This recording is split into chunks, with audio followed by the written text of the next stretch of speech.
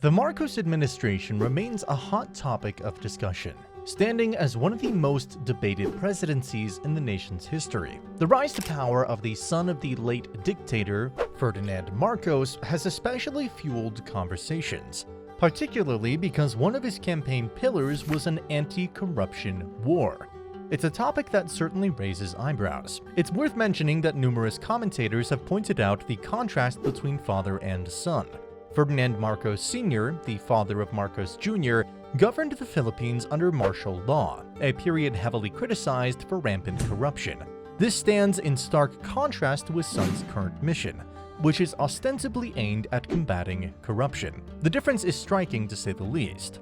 To understand further, let's begin with the basics. What has Marcos promised? In a nutshell, he's vowed to rid the government of endemic corruption. One of his most bold moves was the announcement to abolish the Presidential Anti-Corruption Commission and the office of the Cabinet Secretary. Now, you may be asking, why would someone who wants to fight corruption abolish an anti-corruption commission? Well, Marcos argues that these organizations have essentially become redundant, even counterproductive. He believes that they've served more as political tools than effective arms of fighting corruption. So in his view, getting rid of these bodies will make the government more efficient. It sounds like a reasonable argument, but critics aren't so easily convinced. They're skeptical about the real motivation behind such a radical move, with some speculating that it could be a tactic to centralize power. Then comes his decision to strengthen the Presidential Commission on Good Government, an agency originally formed to recover the Marcos family's alleged ill-gotten wealth. Irony aside, the question remains, can this agency under his leadership effectively combat corruption? He plans to revamp its role, turning it into a more robust institution. Again, a laudable idea on paper, but it brings us to another question. What will this empowerment look like in practice? Are we talking about increasing funding, more autonomy, or perhaps more substantial investigative powers? In an environment where corruption is endemic and systemic, it is crucial to scrutinize the steps being taken to tackle it. For instance, Marcos is calling for an overhaul of notoriously corrupt departments like the Bureau of Internal Revenue and Customs. But how does he plan to do this? Will it involve stringent vetting of officials, or perhaps technological interventions to reduce human discretion and therefore the scope of corruption? And finally, let's touch upon another important point: Marcos's surprising call to forget the past. This statement could be seen as an effort to pave the way for a unified front against corruption. But given the Philippines' history and the legacy of his own family, is such selective amnesia warranted or even ethical? After all, forgetting the past can often mean being doomed to repeat it. Now, we've talked about the lofty promises and ambitious steps that Marcos has put forth in his war against corruption.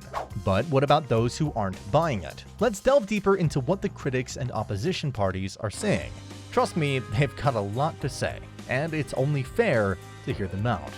First, there's the concern about the Marcos family legacy. Now, I know the man himself has urged everyone to, quote, forget the past, but his critics argue that the past is precisely where you'll find the context for today's promises. They point out the allegations of corruption that were leveled against the Marcos regime, overseen by his father, Ferdinand Marcos. The obvious question that critics pose is, can a family with such a tainted legacy genuinely commit to anti-corruption? In addition, some political observers and opposition figures say that his plans, such as abolishing the Presidential Anti-Corruption Commission, are too drastic. They worry that this could create a power vacuum and possibly centralize authority in a way that might be dangerous for democratic checks and balances. The idea here is that by removing existing structures, you might end up doing more harm than good. These critics question the wisdom of dismantling systems without first ensuring that there are more effective mechanisms to replace them. There are also questions about the lack of transparency in his approach. Critics point out that while Marcos has been very vocal about what he wants to abolish and revamp, there's been less discussions on how this will be implemented. Plans are great, but in politics, it's the execution that counts.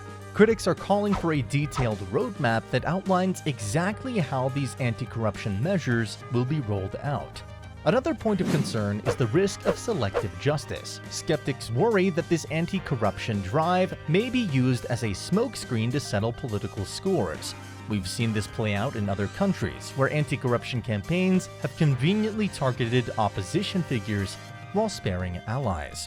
Let's also not forget about the media's role in all of this. Some media outlets and investigative journalists who have scrutinized Marcos's promises have faced a barrage of online harassment. This raises questions about the environment in which this anti-corruption campaign is taking place. Is there room for genuine open debate, or is dissent being stifled? Finally, for many critics, the lack of focus on judicial reform is a glaring omission. If the judiciary isn't strengthened and made more transparent, can any anti-corruption drive truly be successful? They argue that without judicial integrity, even the best-laid plans might just end up as another chapter in a long history of failed attempts to rid the country of corruption. Alright, so we've delved into Marcos's plans, his supporters, and his critics. But how does all of this look from the outside? What is the international view on Marcos's war against corruption? Hold tight, because the global stage has its own set of lenses through which it sees the issue. Firstly, there's the diplomatic angle. Several countries are keenly interested in how corruption is tackled in the Philippines because it impacts foreign investment, among other things. Countries like the United States, China, and neighboring Asian members are all watching closely. Marcos's policies might very well influence the Philippines' diplomatic relations, especially if he decides to root out corruption in sectors that involve foreign investments or international aid. Secondly, international watchdogs and NGOs specializing in corruption and governance are also weighing in. Organizations like Transparency International often release corruption perception indexes, and how the Philippines fares under Marcos's leadership will be an interesting aspect to track.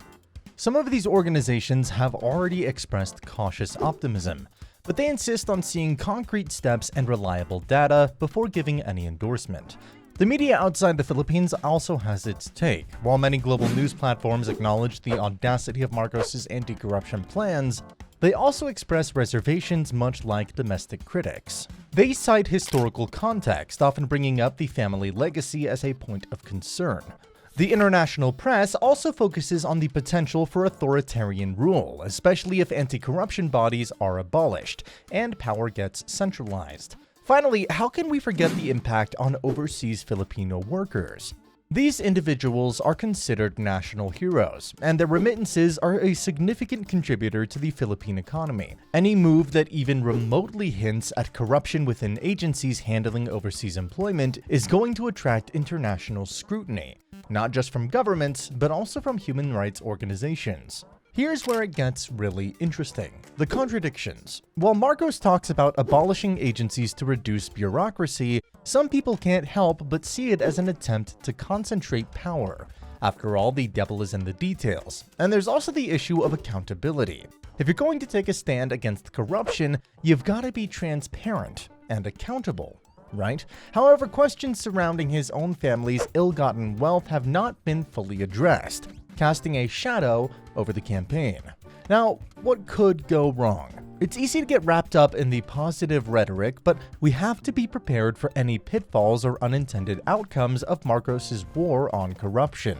First, the risk of concentrating too much power in the hands of a few. If Marcos goes ahead with his plans to abolish certain anti-corruption bodies, we could see a power vacuum that might not be filled in the most democratic way. This concentration of power could lead to a new form of corruption, just dressed up differently.